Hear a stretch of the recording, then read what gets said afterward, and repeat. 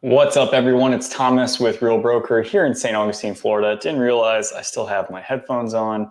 Here in St. Augustine, Florida, coming at you live every Wednesday at 8 p.m., going over the market stats, the news you need to know about, and doing a Q&A. So if you do have any questions, you're watching it live, you're watching the replay, make sure you drop a comment below with any questions, any comments that you may have on anything that we cover here today. Do this every Wednesday at 8 p.m. This is for you guys here. So this time is specifically for you to answer the questions. It's no cost to do this here. You know, if you do want to buy, sell, or invest, I ask that you reach out and use me. That would be fantastic. But you don't have to. You can just take the information and run with it because that's what it's here for. It's free. It's all good stuff. So let's go ahead and run into the market stats like we do every single week. We're going to take a look at the Northeastern Florida Association of Realtors. Sharing the screen. And this past week, not too much has really happened. Of course, there was July 4th, so I hope you guys had a great July 4th and celebrated. I celebrated by doing absolutely nothing. Me and my wife to beaches, and maybe even taking out the boat to go to see the fireworks, but we decided we just wanted to stay home with our dog, so that won out. So let's take a look here, guys. In Northeastern Florida, we have 5,695 homes available for the entire Jacksonville, St. Augustine, Yulee, Middleburg, Green Cove Springs, that entire Northeastern Florida corner. This is all the homes that we have available. It's probably about, I don't know, just south of 2 million people living here. So that is not a good bit of homes at all. So 5,695. The last I remember, I think it was around 5,300 about a month ago when I looked at this before. So I said this for weeks and months before that. We're definitely expecting some more inventory as the summer comes on because that's just when people tend to make moves. And a lot of that has to do with the school year and the school districts and when school starts and when people have available time to take off. And it really hasn't happened. And that is because we have extremely high interest rates in comparison to last year. You know, if you're looking around this time last year, I think interest rates around 4.25%, getting to the 5% range. When you're comparing that to today, especially with today's prices, not really budging too much from this time last year, we're actually at the same level of pricing. It makes it a lot more expensive for that same exact house when interest rates are almost double of what they were the year before. And we are expecting to see some relief there as inflation numbers have started to go down. When that relief happens, I don't know. Oh my gosh, I'm just looking at the screen here. I got a mess here, guys. I'm still working on making this office nice and clean. It's on my priority list, on my to-do list. Hopefully by next Wednesday, I got this all set up. It's looking great. But let's go ahead. I'll share my screen here.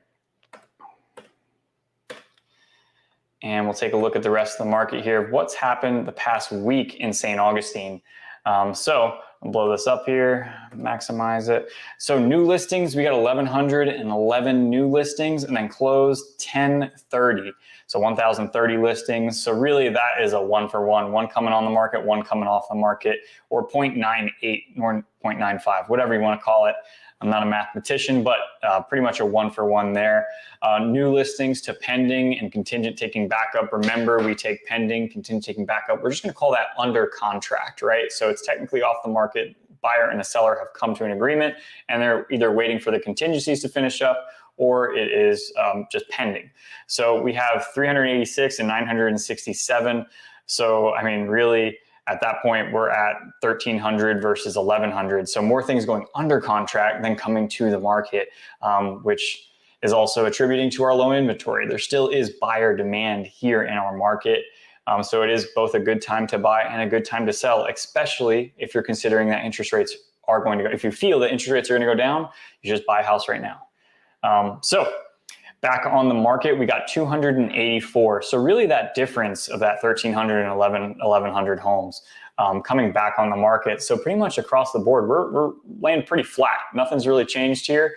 We're not getting a whole bunch of inventory on the market. We're not having a whole bunch go off. Everything's staying pretty much the same as it has been for the past 6 months. Nothing's really changed too much.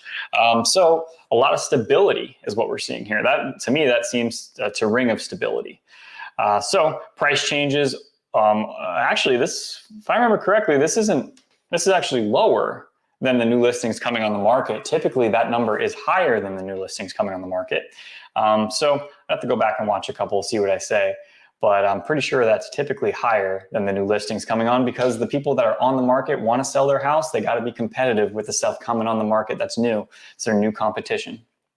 So the market really hasn't changed too much here, guys. If you do have any questions about what's happening here, if you're looking to buy, if you're looking to sell your house, or if you're looking to invest here in St. Augustine, make sure you leave a comment below. I'm sure other people that are watching this have these same exact questions. So you're helping yourself out, you're helping me out with the algorithm, of course, and you're helping someone else potentially who's just going to read this. Shout out to Goad Home Partners. So if you are in the Atlanta area, the Northwest Atlanta area, Greg Goad is my go-to guy. If you're looking to sell your house, buy a house over there, fantastic human being, just a good-hearted person. Really, really enjoy his company. Not his actual business, but in terms of him hanging out with him, he's a great guy. So let's head into the first news story. We only got 3 news stories here for you today, guys, just because July 4th really, took a lot out of all of us, right? I took a vacation day. Maybe you didn't, maybe you worked, but we didn't really have too much news come up. One thing that did come up, though, is, sorry. Over the July 4th holiday weekend, it's a big weekend here in St. Johns County and St. Augustine. 4 swimmers rescued near Florida Beach on July 4 holiday, 1 in critical condition. One thing that most people aren't familiar with, if you're not from a beach area, is that riptides can be very, very strong. And how to get out of a riptide can be very difficult. You have to swim sideways. I'm not a professional, so don't listen to my advice. But they can sweep you out. They can sweep you out under the water, and you can have a hard time getting back to the beach if you get stuck in a riptide. There are ways to identify it. Just go ahead and Google it. You'll figure it out.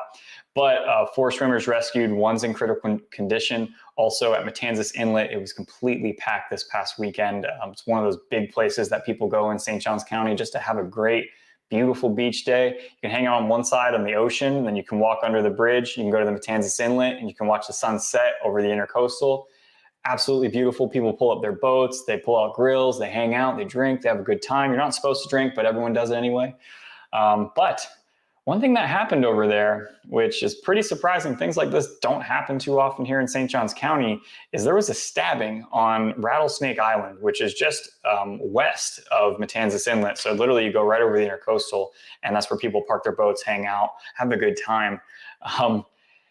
And yeah, someone got stabbed over there. So they had to have someone life flighted out of there, a whole bunch of cops in the area, helicopter, all that kind of stuff. Just not something we're used to here in St. Johns County.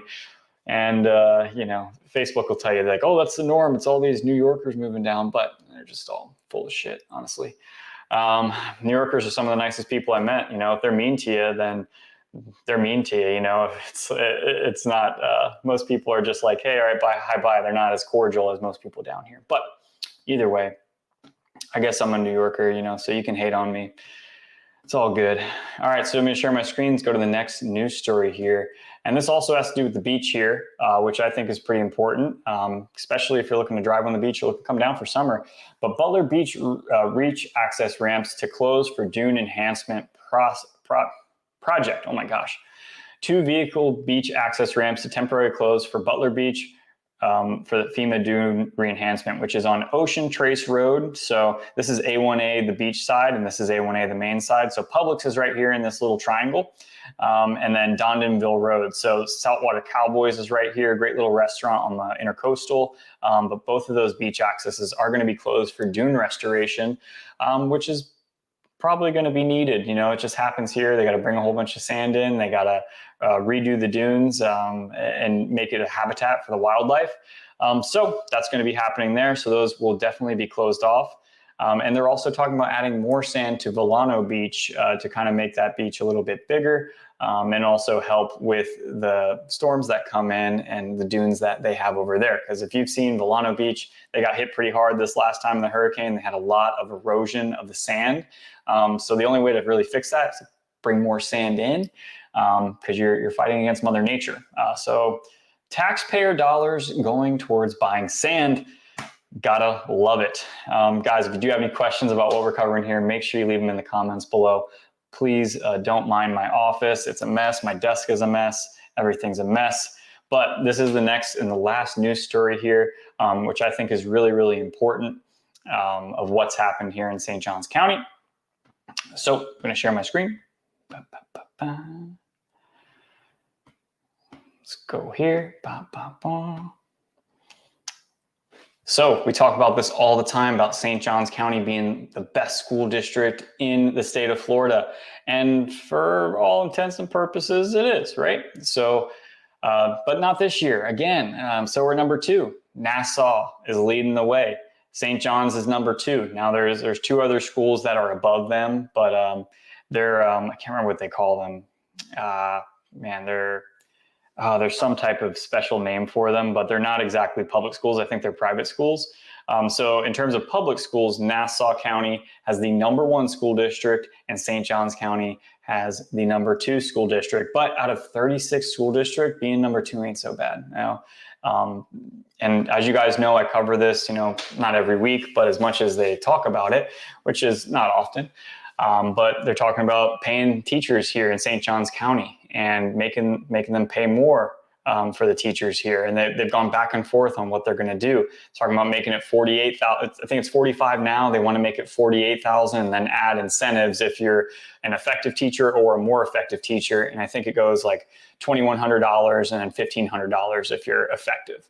More effective getting the $2,100.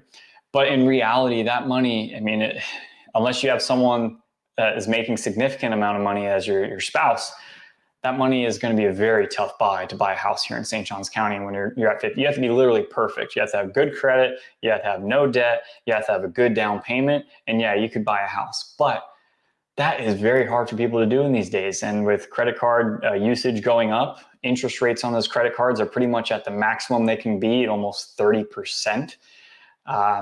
Makes it more and more difficult for people that are working as a teacher in St. Johns County to be able to afford to live here. Not only the teachers, any public government worker really is having that same issue, and things have just changed so rapidly here.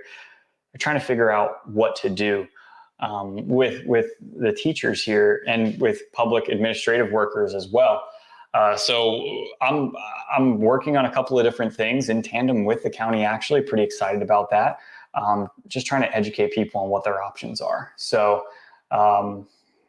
hopefully we can, make a difference in some of these guys' lives. But in reality, the teachers here in St. Johns County are paid less than all of our neighboring counties. So make it make sense to me. I'm an idiot, make it make sense to me. Okay. Why is it that we're the number 1 school district and the county north of us isn't the number 1 school district, but the teachers get paid more? Same thing with the county south of us and the county west of us. We don't have a county east of us because it's the ocean, unless Atlantis has a better school district.